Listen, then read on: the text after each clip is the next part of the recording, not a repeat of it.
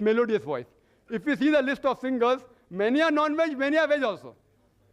So just by quoting singers who are veg saying, oh, that's why vegetarian diet makes you melodious, is all illogical arguments. Really, I feel ashamed to answer all these things. And he gave certain economic points. That economic reasons why we should have vegetarian food. It's more economical, according to Mr. Zaveri. And he gave several statistics, so many calories, so many this, so many tons of protein, which is mentioned here. From where they get the statistics, God alone knows. And he mentioned some protein. It's also mentioned in this book that 1 kg of animal protein that we get, we have to feed so many plants, etc. Therefore, it is equivalent to 7 kgs of veg protein. So if you're having meat for 1 kg protein, you are taking 7 kg vegetables. Therefore, vegetable is cheaper. How they get this kg of proteins, I being a medical doctor don't realize. Is it kg of food or kg of protein? And if I agree with them, I agree with them. Okay. You say, for sake of argument, 2 plus 2 is 5.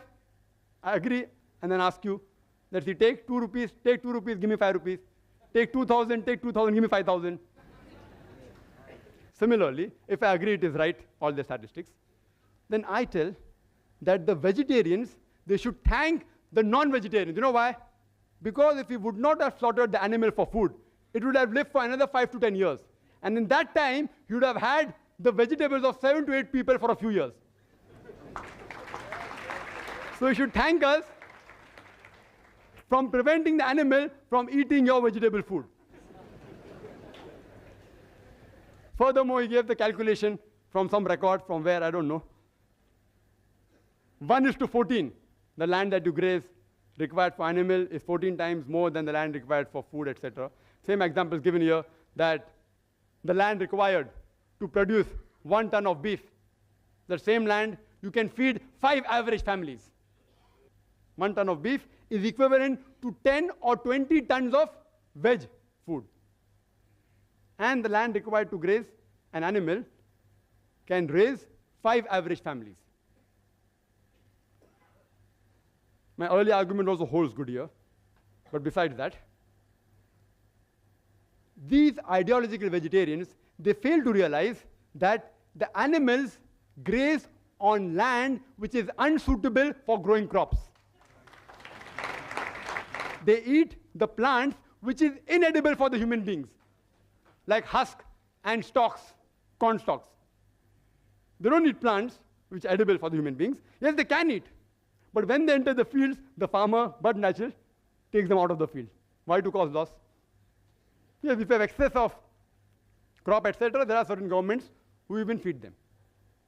And there are nomadic populations who make their living by grazing animals on land which is unsuitable for crop growing. But they eat the vegetation which is inedible to the human beings, and they make their living. Even the animal lives, even the human being lives. And today, according to UN report, about 23% approximately of the land in the world is used for pastures, 23% for forest, less than 10% for cultivation. The remaining 45%, majority, can yet be used for growing crops. Why don't you use that? Why are you running after the food of the animals, poor living creatures? Let them live, let them eat. Why are you stopping them from eating? If the non-vegetarians stop slaughtering the cattle, do you know that there will be overpopulation of cattle? Overpopulation. I am aware that human beings, they raise animals for food. That means, by methods, they increase the multiplication of the animals. But if suppose I agree that from today, all non-vegetarians stop raising animals for food and stop killing them for food, yet they will grow in population. You know why?